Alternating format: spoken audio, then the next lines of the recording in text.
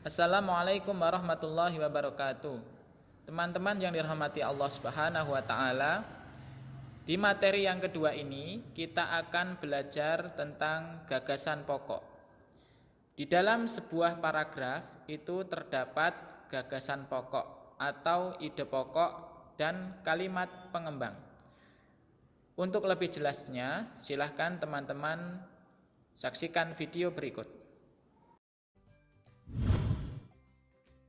Menentukan ide pokok sebuah paragraf. Ide pokok atau gagasan pokok adalah ide atau gagasan yang menjadi dasar sebuah paragraf. Ide pokok disajikan ke dalam bentuk kalimat utama. Jadi, untuk dapat menentukan ide pokok sebuah paragraf, kamu dapat menemukan terlebih dahulu kalimat utama pada setiap paragraf. Setelah menemukan kalimat utama, kamu dapat mencari inti kalimat tersebut. Kalimat utama yang memuat ide pokok ini bisa berada di awal paragraf, di tengah paragraf, atau di akhir paragraf.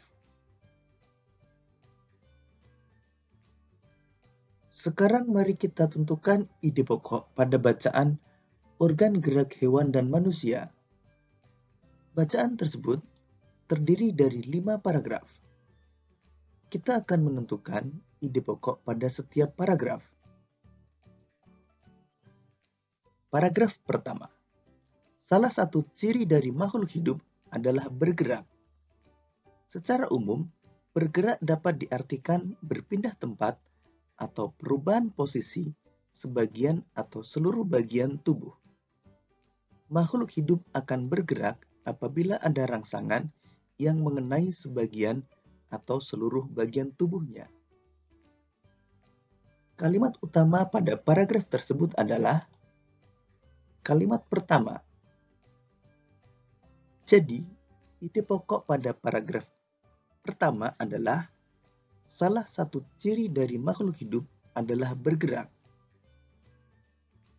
Sedangkan kalimat kedua dan kalimat ketiga merupakan kalimat pengembang.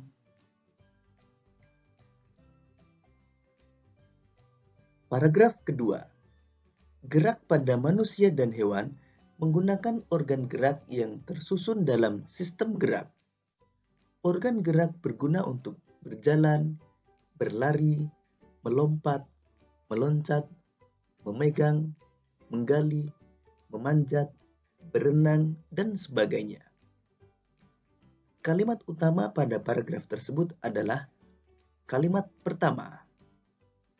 Jadi, ide pokok pada paragraf tersebut adalah gerak pada manusia dan hewan menggunakan organ gerak yang tersusun dalam sistem gerak. Sedangkan kalimat kedua merupakan kalimat pengembang.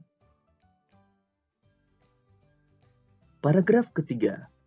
Organ gerak pada manusia dan hewan memiliki kesamaan.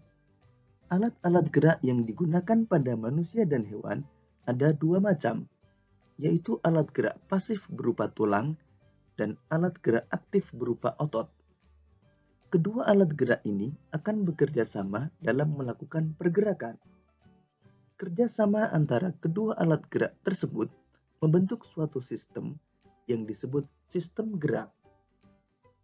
Kalimat utama pada paragraf ketiga terletak pada kalimat pertama. Jadi, ide pokok pada paragraf ketiga adalah organ gerak pada manusia dan hewan memiliki kesamaan, yaitu tulang dan otot. Sedangkan kalimat kedua, ketiga, dan keempat merupakan kalimat pengembang.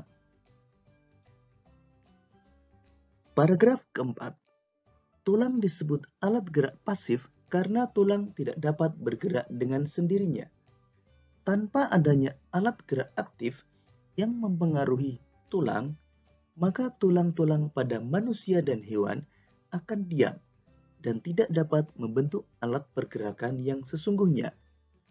Walaupun merupakan alat gerak pasif, akan tetapi tulang mempunyai peranan yang besar dalam sistem gerak manusia dan hewan. Kalimat utama pada paragraf keempat terletak pada kalimat pertama.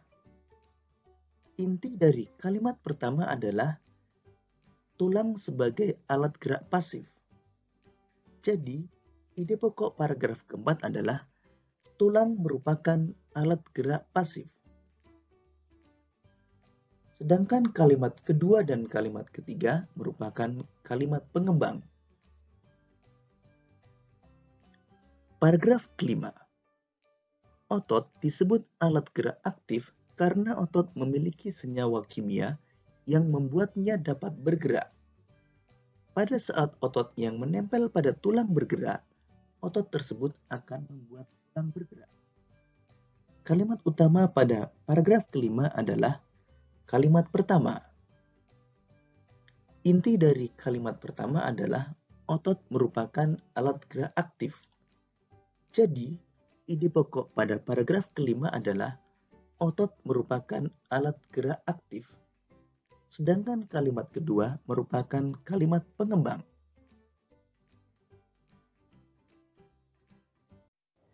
Baik teman-teman, itu tadi adalah materi yang Ustadz sampaikan tentang ide pokok dan kalimat pengembang di dalam sebuah paragraf. Untuk selanjutnya adalah silahkan teman-teman mengerjakan tugas, kembangkan ide-ide pokok berikut ini menjadi sebuah paragraf. Silahkan teman-teman kerjakan di buku tugas tematik. Selamat mengerjakan.